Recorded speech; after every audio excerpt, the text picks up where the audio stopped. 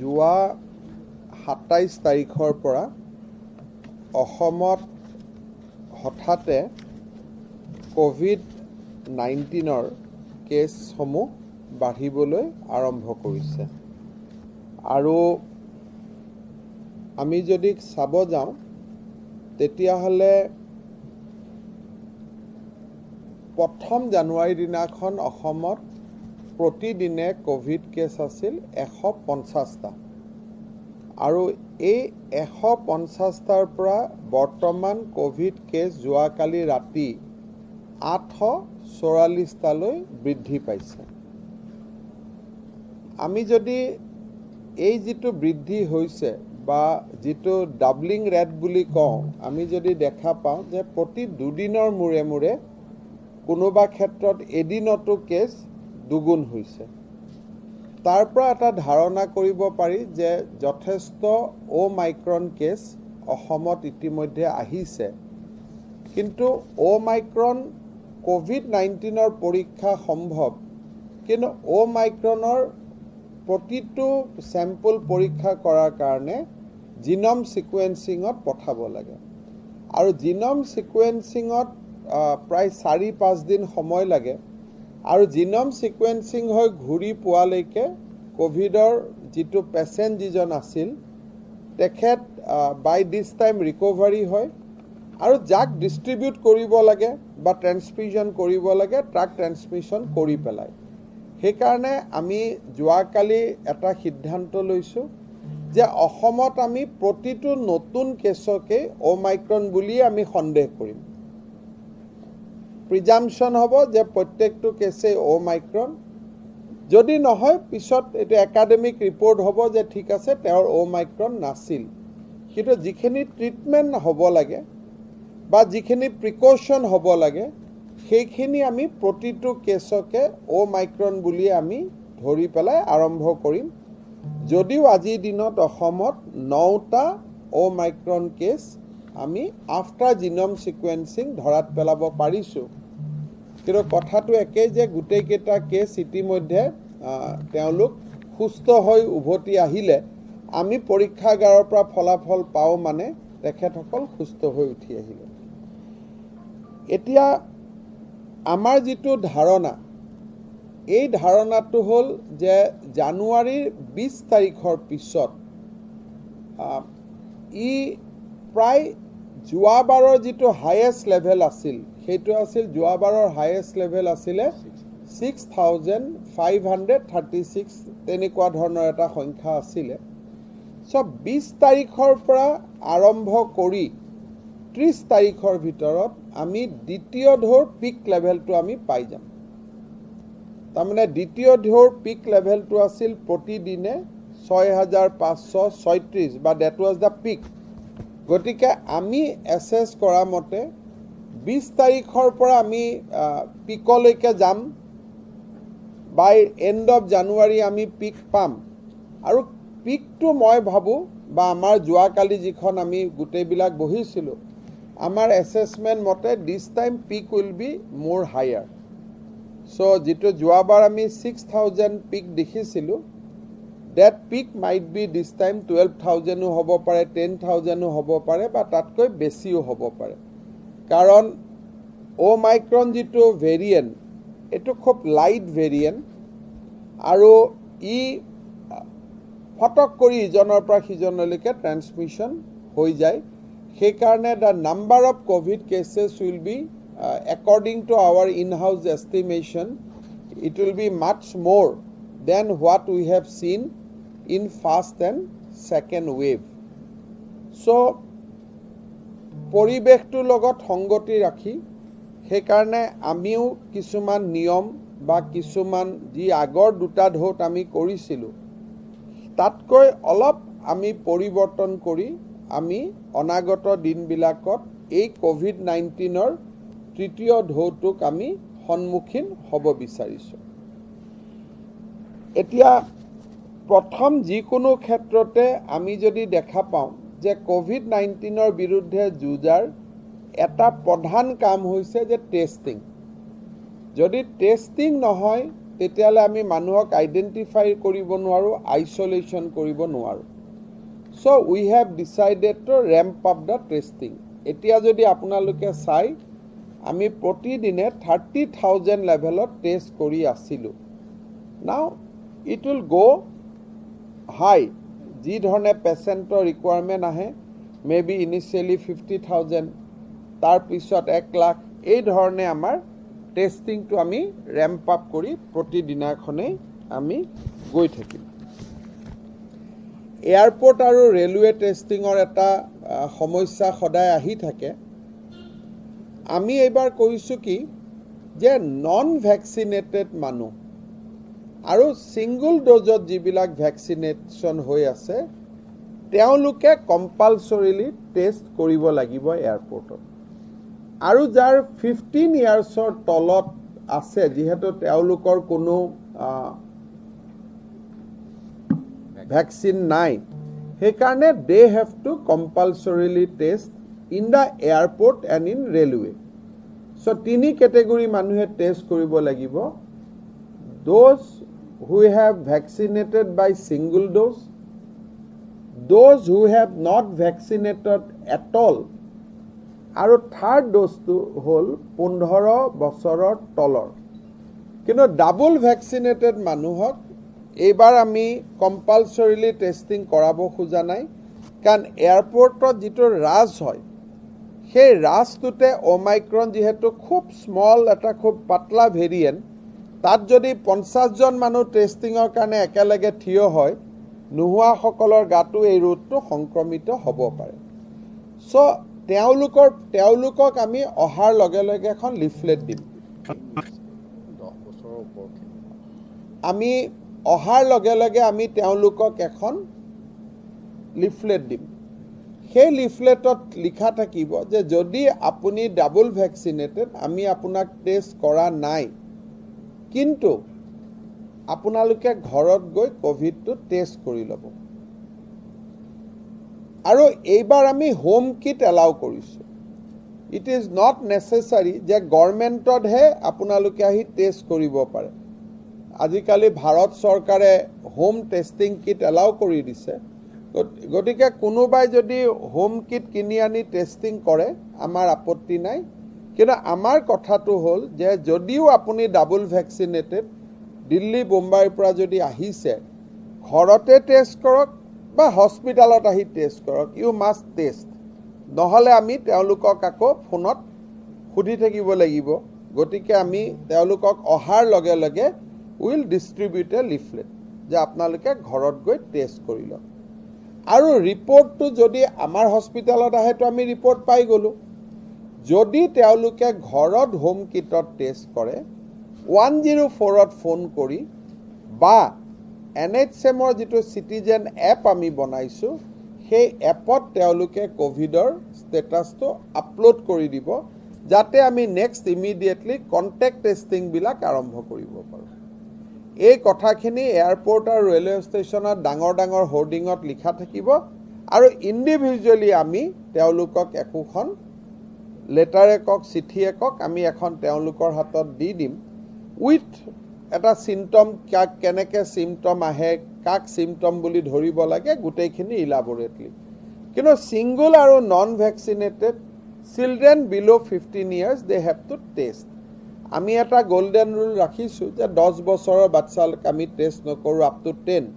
কিন্তু এইবাৰ যিহেতু কোভিডে সৰু ল'ৰা ছোৱালীক আক্ৰান্ত কৰিছে, গতিকে আমি অকণমান সৰু বাচ্চাকো এইবাৰ আমি টেষ্ট হয়তো কৰিব লাগিব, কাৰণ এইবাৰ কোভিডত যিটো আছে সৰু বাচ্চাক কৰিব পাৰি বা কৰিব লাগিব। এইটো 8 বছৰৰ হ'ব নে 7 বছৰ হ'ব এইটো আমি দেখুৱাম, কিন্তু ওপৰ এজটো হৈছে আপ টু 15 ইয়াৰ্ছ, আৰু 15 ইয়াৰ্ছৰ ওপৰত আজিকালি ভেকচিন ল'ব পাৰে। এতিয়া এই বছৰ যিটো কোভিড আমি দেখা দিছে, ই এটা পজিটিভ চাইন এটাও আছে যে this is a light variant, আৰু আজিলৈকে হস্পিটেলাইজেশ্যন ই বহুত বেছি হোৱা নাই। কিন্তু এজ দ্য ভাইৰেণ্ট মেচিয়ৰ্ড আৰু পিক পোৱা সময়লৈকে যে হস্পিটাল নালাগিব সেইটো কোনেও গ্যাৰেণ্টি দিব নোৱাৰে বাট ইনিশিয়াল ডেজত অলপ হস্পিটালাইজেশ্যন কম হয় আমিও চৰকাৰৰ পৰা এবাৰ কৈছো যে আপোনালোকে ঘৰত থাকক you should be in home আৰু ঘৰত এজন খালি কেয়াৰ গিভাৰ থাকিব লাগে যোনে হস্পিটাল বা গভৰ্ণমেণ্টৰ লগত বা 104ৰ লগত সম্পৰ্ক ৰাখিব পাৰে আমি এটাই কণ্ডিশ্যন দিছো যে you can be in home provided you have a caregiver জন যে নাৰ্ছ হ'ব লাগিব তেনেকুৱা নহয় এজন এটেণ্ডেণ্ট এজন যাতে থাকে যোনে পৰিবেশ পৰিস্থিতি হলে ফোন কৰিব পাৰে 108 মাতিব পাৰে এম্বুলেন্সত আনিব পাৰে so this time our policy will be home isolation কিন্তু হোম আইসোলেশন হলেও আমি যাৰ ঘৰত কোভিড হৈছে তেওঁলোকলৈকে আমি এটা মেডিসিন কিট পঠিয়াম ঘৰলৈকে আৰু টেলিমেডিসিন সেৱাটো আমি যথেষ্ট এক্টিভ কৰিম আৰু যিদিনাখন তেওঁলোকৰ কোভিড টেষ্টিং হল তাৰ 7 দিনৰ পিছত আমি তেওঁলোকক নিগেটিভ বুলি ডিক্লেয়াৰ কৰিম উইদাউট টেষ্টিং তাৰমানে এবাৰ negative will be automatic on the expiry of 7 days যদি hospitalization নহয় একো নহয় then they will be considered as a covid negative আৰু যোন হস্পিটালতো থাকে এইবাৰ আমি ঠিক কৰিছো it will be just 5 days of hospitalization on the day 5th without testing আমি ৰিলিজ কৰি দিম unless they are serious কাবাৰ যদি অক্সিজেন কমি গৈছে তেতিয়াতো ৰিলিজ নহয় কিন্তু এসপিও যদি এটা লেভেলত থাকে অক্সিজেন যদি আমি দেখা পাওঁ যে 95 ৰ উছৰা উছৰি আছে আৰু কোনো সিম্পটম নাই then we will release them on the day 5th automatically তাত আৰু টেষ্ট কৰাৰ প্ৰয়োজন নাথাকিব কিন্তু যদিও 5 দিনত ৰিলিজ কৰিম তেওঁ 7 দিন ঘৰত হোম কোৱাৰেণ্টাইন হ'ব লাগিব সো এইখিনি হল আমাৰ ট্ৰিটমেন্টৰ ওপৰত দ্বিতীয়তে এইবাৰ আমাৰ যেহেতু আমি বহুত কোভিড কেছ পাম আৰু আমি হস্পিটালাইজেশনটো বিচৰা নাই আনলেছ ইউ আৰ সিৰিয়াস আপুনি যদি হস্পিটালত নিজে আহে you have to pay in ফুল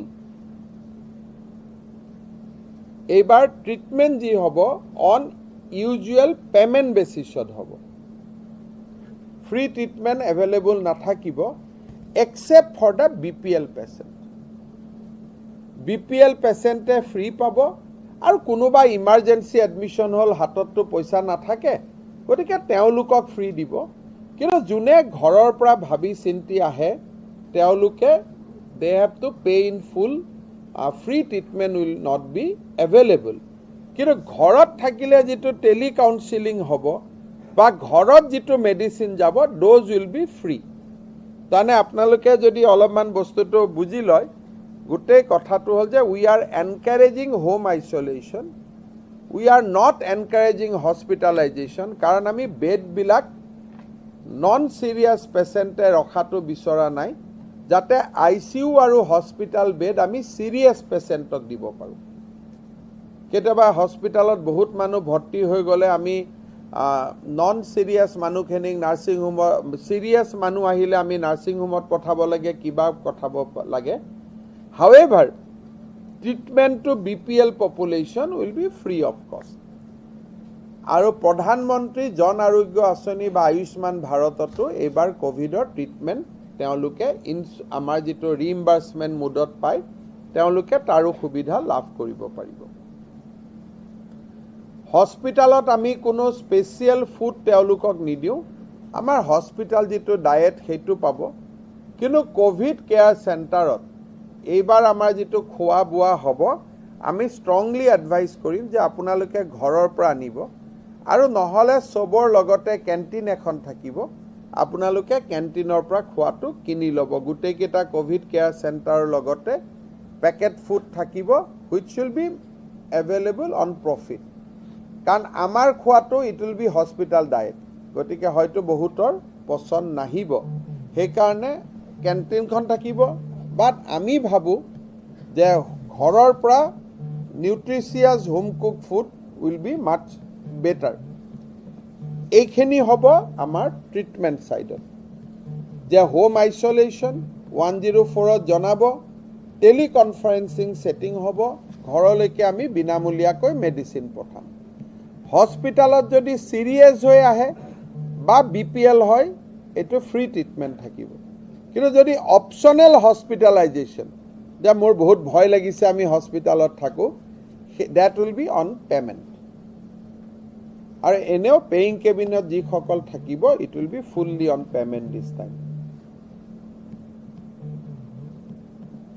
আমাৰ কাৰফিউ আজিৰ দিনত 11:30 পৰা চলি আছে চ' আজিৰ পৰা অহাকালিৰ পৰা আজি SDM নটিফিকেশ্যন দিব অহাকালিৰ পৰা কাৰফিউ হ'ব 10টা বজাৰ পৰা 6 বজালৈকে দোকান পোহাৰ কোনোবাই 9:30 বন্ধ কৰিব পাৰে 9:45 বন্ধ কৰিব পাৰে ডিপেণ্ডিং অন এমপ্লয়ীখিনি কেনেকৈ ঘৰত গৈ পাব পাৰে কোনোবাই যদি কয় যে নহয় মোৰ এমপ্লয়ীখিনি ঘৰতে থাকিব হোটেলতে থাকিব দে কেন ৰান আপ টু 9:30 9:45 কিন্তু যিজনে খাব তেওঁ ঘৰত ঘূৰি যাব লাগিব চ' এভৰিথিং টুগেডাৰ আমি দোকানী বা ৰেষ্টুৰেণ্ট অনাৰক এডভাইচ কৰিম যে ডু নট ডিলে বিয়ণ্ড 9:30 কাৰণ গুৱাহাটীৰ যিকোনো জেগাত যাবৰ কাৰণেতো আধা ঘণ্টা সময় লাগিব চ' এটা খুব ইম্পৰ্টেণ্ট এইবাৰ আমি আনিছোঁ আৰু এইটো অলপমান টাফ মেজাৰ হয় এটাতো মাস্কখন আমি আজিৰ পৰা কৈছোঁ যে ৰাইজে মাস্কখন লগাব লাগে আৰু পুলিচক কোৱা হৈছে যে য'ত যদি একেবাৰে ব্লেটেণ্টলি মাস্ক নিপিন্ধে পুলিচে মাস্ক ফাইন কালেকশ্যন কৰিব গতিকে মাস্কটো আমি কম্পালচৰি হিচাপে আমি ৰাখিছোঁ যে মাস্কটো সকলোৱে পিন্ধিব লাগিব এটা আমি সিদ্ধান্ত লৈছোঁ যে হোটেল ৰেষ্টুৰেণ্ট চিনেমা হল ক'তো চৰকাৰী কাৰ্যালয় ক'তো নন ভেকচিনেটেড মানুহ আহিব নোৱাৰিব ধৰক আজি আপোনালোকে মোৰ প্ৰেছ কনফাৰেন্সত আহিছে বাহিৰত ভেকচিনেশ্যনৰ চাৰ্টিফিকেট দেখুৱাব লাগিব দিছপুৰত সচিবালয়ত যেতিয়া আহিব গেটতে ভেকচিনেশ্যন চাৰ্টিফিকেট দেখুৱাব লাগিব ছিংগল ড'জ নহয় ডাবল ড'জ মলত যাবৰ কাৰণেও কমপ্লিট ভেকচিনেশ্যন লাগিব এক্সেপ্ট হস্পিটাল বাকি সকলো ৰাজহুৱা স্থানত আহিবৰ কাৰণে ফুল্লি ভেকচিনেটেড লাগিব যদি আপুনি ফুল্লি ভেকচিনেটেড নহয় তেতিয়াহ'লে হস্পিটালক বাদ দি কোনো ৰাজহুৱা স্থানত আপুনি যাব নোৱাৰে আৰু হোটেল মল ৰেষ্টুৰেণ্টত এইটো মালিকৰ দায়বদ্ধ হ'ব যাতে মানুহজন সোমোৱাৰ আগতে ভেকচিনেশ্যন চাৰ্টিফিকেট তেওঁলোকে এক্সামিন কৰি লয় যদি আমাৰ চেকিঙত নন ভেকচিনেটেড মানুহ হোটেলৰ ভিতৰত ৰেষ্টুৰেণ্টৰ ভিতৰত মলৰ ভিতৰত পায় সেই মল আৰু ৰেষ্টুৰেণ্টৰ মালিকজন দায়বদ্ধ হ'ব then it will take against one non-vaccinated people 25,000 rupees fine has to be paid 25,000 suppose etia tajot konoba ahile manujonok ami nokoru onar jonok kori manujonor logot ami kotha na patu kan manujonok amar mote apuni khumaboi nidibo jodi non vaccinated manu hoy আৰু এইটোৱে বহুত মানুহক effect নকৰে মই vaccination ফিগাৰটো দিম আপোনালোকক এইটো লৈ পেলাই দেখাত যদিও ভয়ংকৰ যেন লাগিছে actually it may not include many people vaccinated বুলি ক'লে আমি ডাবল ভেকচিনেশ্যন বুজাওঁ আৰু চৰকাৰী কাৰ্যালয়তো নন ভেকচিনেটেড এমপ্লয়ী 15 তাৰিখৰ পৰা নাহিব কিন্তু নাহা মানে এইটো ছুটি নহয় নো ৱৰ্ক নো পে থাকিব মানে তেওঁলোকে যে নাহিব তেওঁলোকে এনেকুৱা নহয় যে ভালে হ'ল বন্ধ হৈ গ'ল তেওঁলোকে সেই দিনটোৰ দৰমহা নাপাব প্ৰথমতে আমি কেজুৱেল লিভত এডজাষ্ট কৰি দিম আৰু কেজুৱেল লিভৰ পিছত আৰ্ণ লিভত এডজাষ্ট কৰি দিম তাৰ পিছত নো ৱৰ্ক নো পে হৈ যাব মিনিং দিয়াৰ বাই সবে যাতে 15 তাৰিখৰ আগতে ভেকচিনেশ্যনটো লৈ লয় পজিটিভলি যদি মই ক'ব খোজো যে 15 তাৰিখৰ আগতে ভেকচিন লোৱাটো কম্পালসৰি কোনো সৰকাৰি কাৰ্যালয়ত যাব নোৱাৰিব সিনেমা হলত যাব নোৱাৰিব মলত যাব নোৱাৰিব ক'তো যাব নোৱাৰিব অকল তেওঁলোকে হস্পিটালতহে আহিব পাৰিব উইদাউট ভেকচিনেশ্যন, কাৰণ সেইটোতো মানুহৰ ইমাৰ্জেঞ্চি। বাকী স্কুল কলেজ চবতে নন ভেকচিনেটেড কোনো যাব নোৱাৰিব। আৰু এইটো আমি খুব টাফ কৰি ইমপ্লিমেণ্ট কৰিম। দোকান পোহাৰত নন ভেকচিনেটেড, মলত গ'লে 25,000 হ'ব, সৰু পাণ দোকানত গ'লে 1,000 হ'ব, তেনেকৈ এটা কেটেলগ এটা থাকিব। চবেইটো 25,000 নহ'ব। চৰকাৰী অফিচত যদি কোনোবা আহে তেতিয়াহ'লে তেওঁলোকে আমাৰ যিজন হেড অফ দ্য ডিপাৰ্টমেণ্ট তেখেত ৰেছপনচিবল হ'ব। মুঠতে নন ভেকচিনেটেড মানুহ কোনো এইবাৰ আহিব নোৱাৰিব। মিটিং, সভা, বিয়া চবতে non vaccinated people are not allowed in view of the position. কাৰণ আমাৰ হস্পিটেল বেড নাই। ইমান মানুহ যদি ফটক কৰি অমাইক্ৰন চবৰ গাত যাব, গতিকে আমি বিচৰা নাই যে নন ভেকচিনেটেড মানুহ এতিয়া অসমত থাকিব লাগে। Everybody should vaccinated.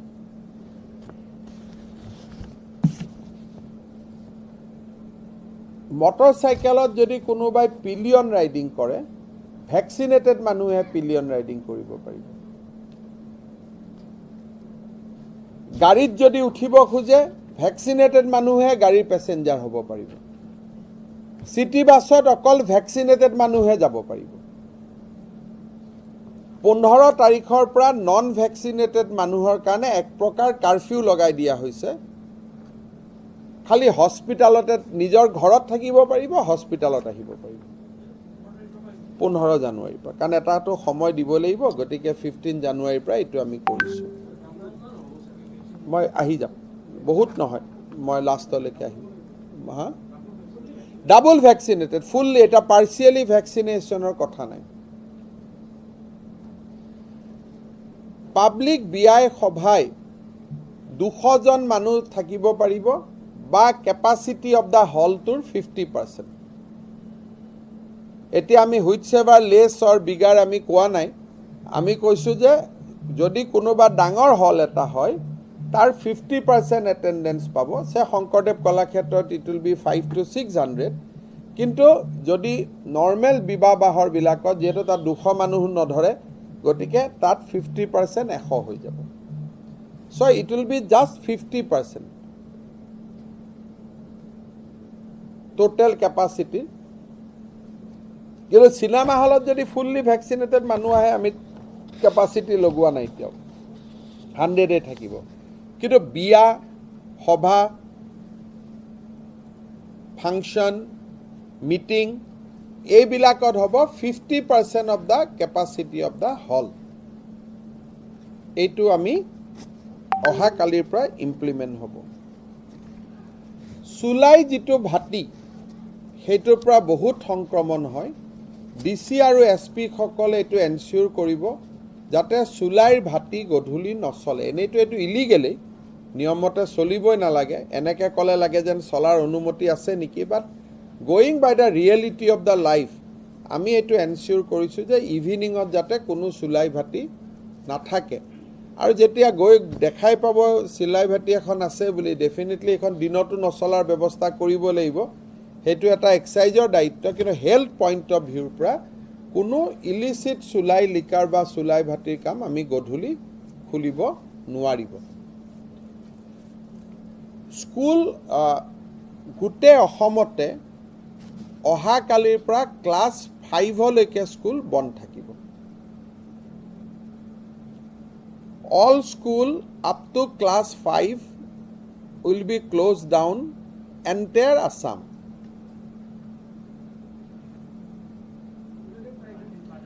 Private, public, so up to 30th January.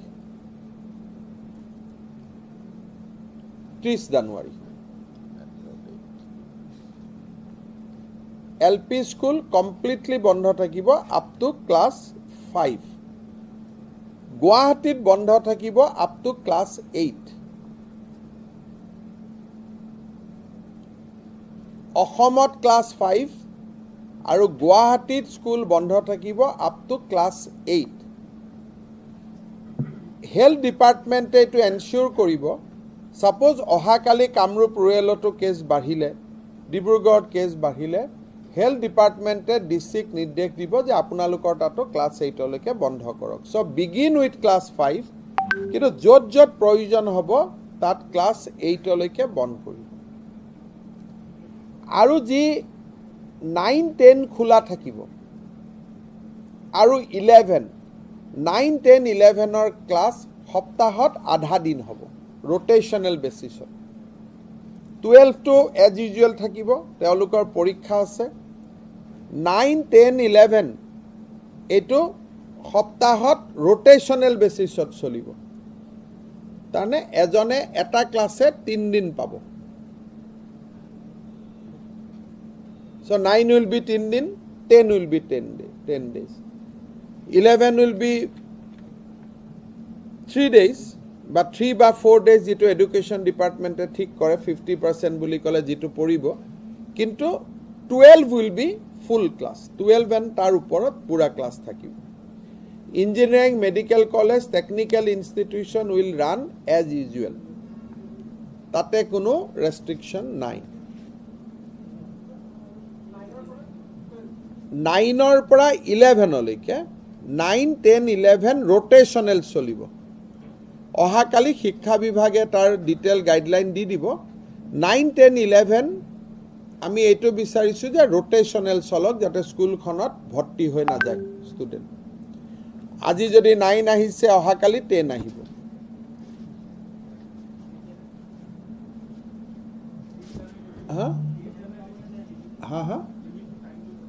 টাইমটো এডুকেশ্যন ডিপাৰ্টমেণ্টে যিটো নৰ্মেল স্কুল আৱাৰ্ছ হ'ব, এডুকেশ্যন ডিপাৰ্টমেণ্টে নটিফিকেশ্যন ইছ্যু কৰিব যে 9 কোনবাৰে আহিব, 10 কোনবাৰে আহিব। এইটো এতিয়ালৈকে 30 জানুৱাৰী, with effect from day after tomorrow. কালি এডুকেশ্যন